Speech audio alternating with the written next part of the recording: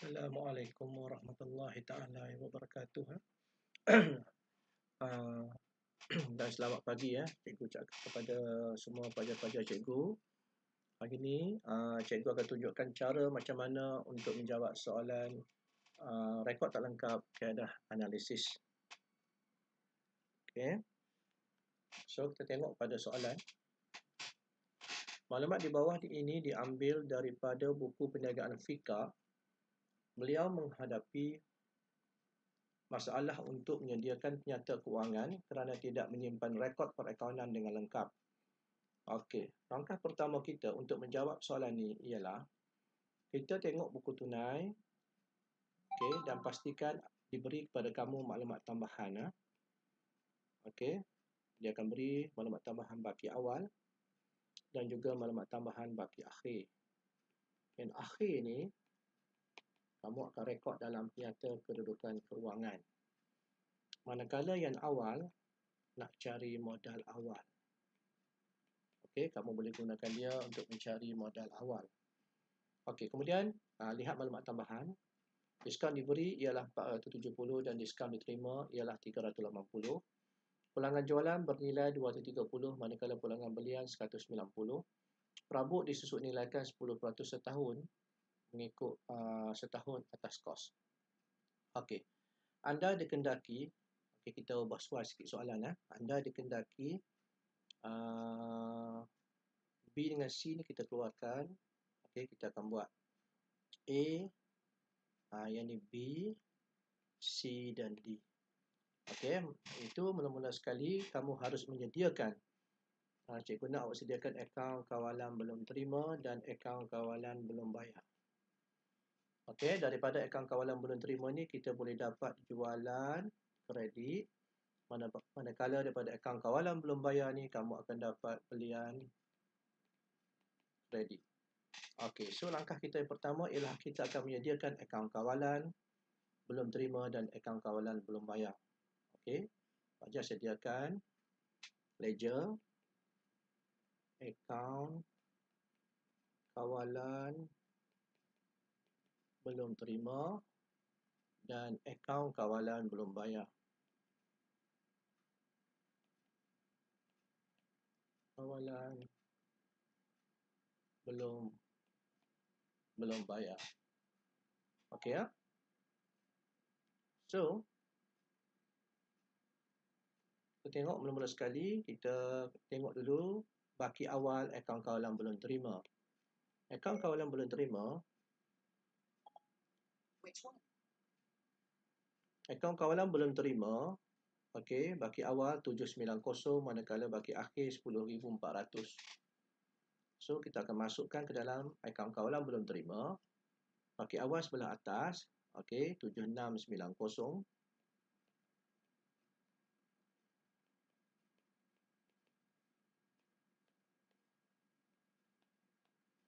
Manakala baki akhir di sebelah bawah. Okey. 10,400. Sini ialah baki HB 10,400. Okey, tugas kita step yang pertama dah selesai.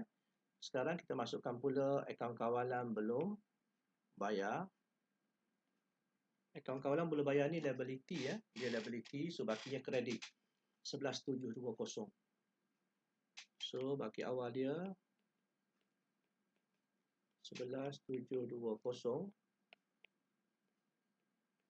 Manakala baki akhir di sebelah bawah BB dia sebanyak 13,500. Okey. 13,500. So sini baki HB 13,500. Okey. Kemudian setelah kita masukkan baki awal dan baki akhir, kita tengok pula buku tunai. Okey, tengok buku tunai. Ada tak akaun belum terima? Ada kan sebelah debit. Bermaknanya kita kena lengkapkan catatan berguna. So, sebab tu kita panggil rekod tak lengkap ni. Okey, so sebelah debit dalam buku tunai akaun belum terima 3280, dia akan masuk sebelah kredit. Sini bank lah sebab daripada buku tunai. Manakala sebelah kredit ada tak akaun kawalan belum bayar, akaun belum bayar, ada 16,700, dia akan masuk sebelah debit 16,700. Bank. Okey, selesai langkah kita yang kedua. Apabila dah selesai kedua-dua langkah ini, maka pelajar haruslah melihat maklumat tambahan. Okey, maklumat tambahan nombor 2 diberi kepada kamu, diskaun diberi dan juga diskaun diterima. Manakala pulangan jualan, maklumat tambahan nombor 3. Okey, ada pulangan jualan dan ada pulangan belian. Maknanya kedua-dua maklumat maklumat tambahan nombor 2 dan 3 dimasukkan ke dalam akaun kawalan. Diskaun diberi dimasukkan ke dalam akaun kawalan belum terima. Okey, sebelah kredit. Okey, diskaun diberi 470. Diskaun diterima pula dimasukkan ke dalam akaun kawalan belum bayar. Okey, akaun kawalan belum bayar, diskaun diterima 380. Kemudian, di dalam akaun maklumat tambahan nombor 3, ada pulangan jualan bernilai 230. Pulangan jualan, akaun kawalan belum terima lah.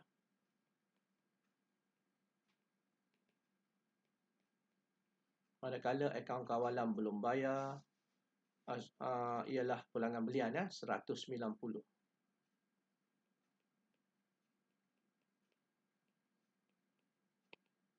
Okey, langkah berikutnya ialah pelajar haruslah menutup akaun ini. Okey.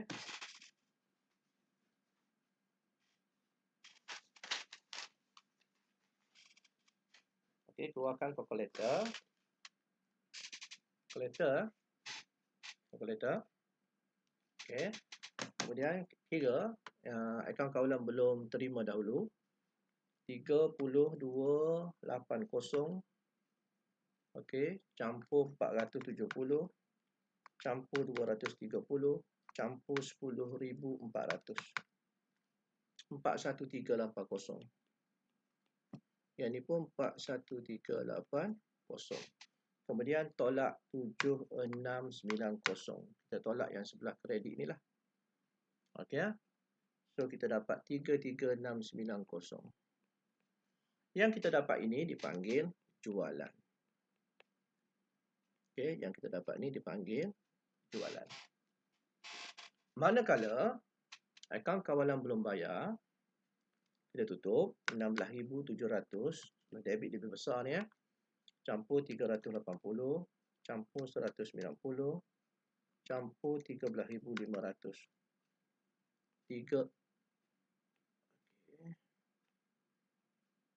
30770.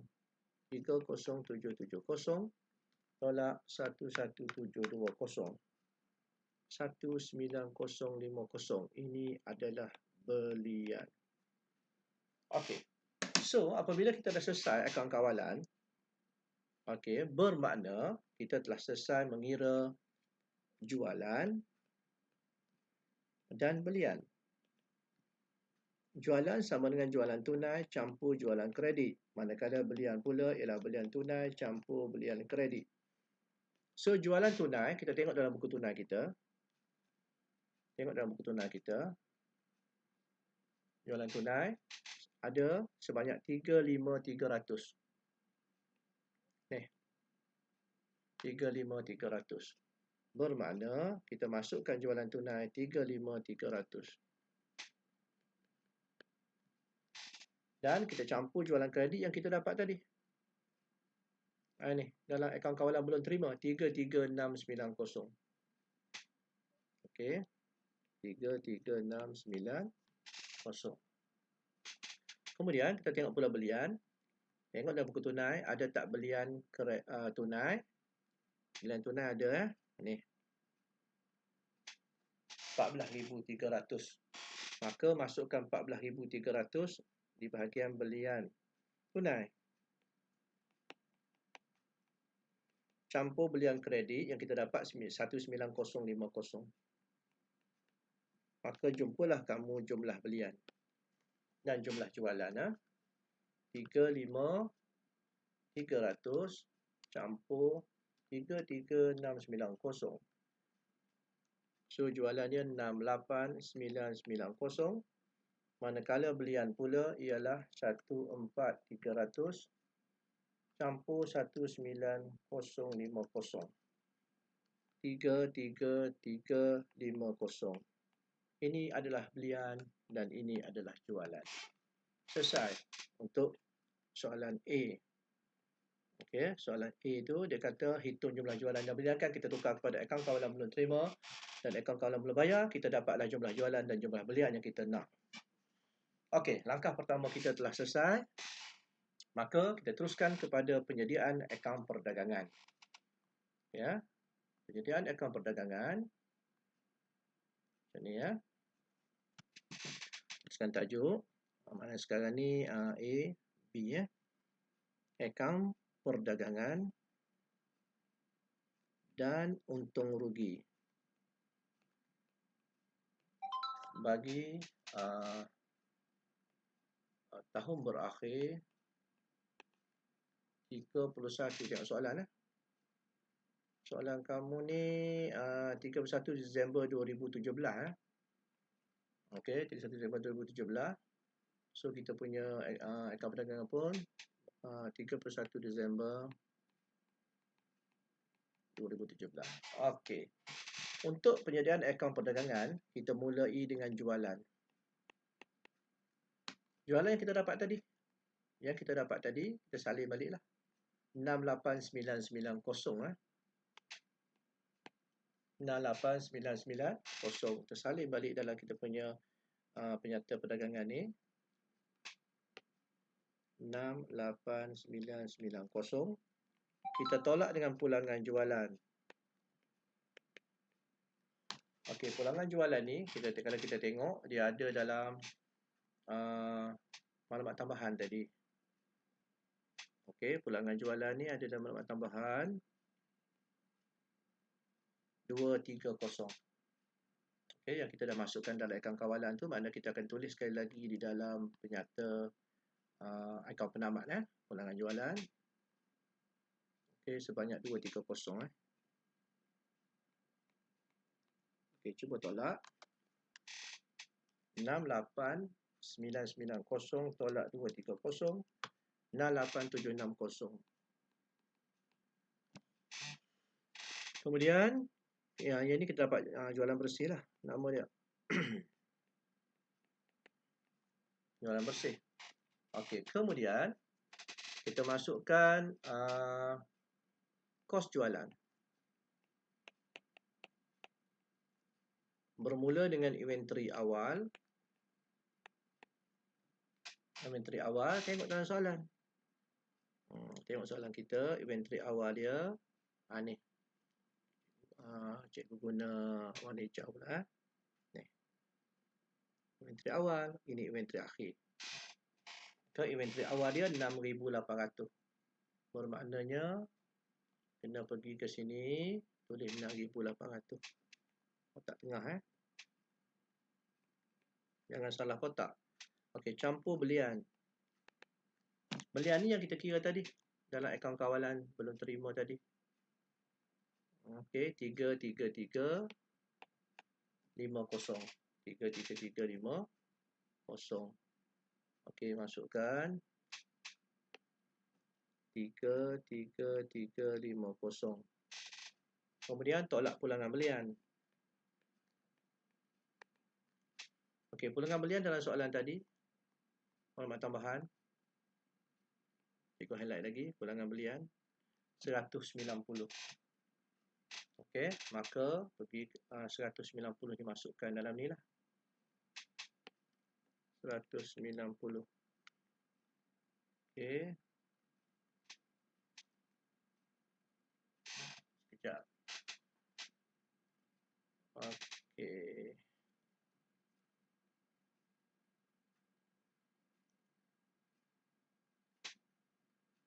Okey, 190 pulangan belian. Okey, kita tolak 33350 tolak 190. 331. Okey, sebelum kita tulis jawapan dia, kita pastikan dulu dalam soalan kita ada tak angkutan masuk Audi cek soalan kita. Ada tak angkutan masuk? Okey, tengok buku tunai pembayaran.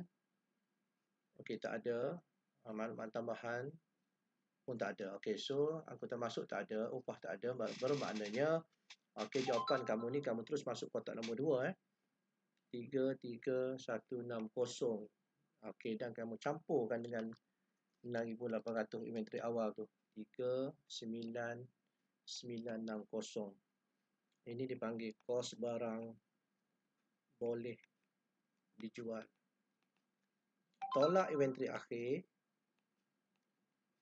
Ini kena ingatlah.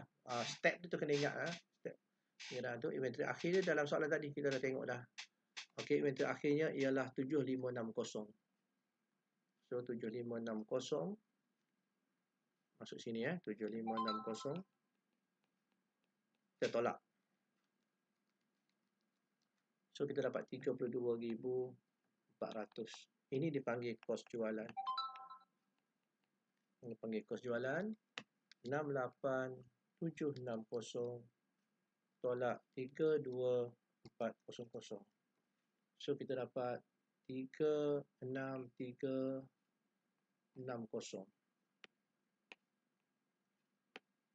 36360. Ini dipanggil untung kasar. Okey. Ini dipanggil untung kasar. Okey, awak tak nampak tu. Okey, dipanggil untung kasar.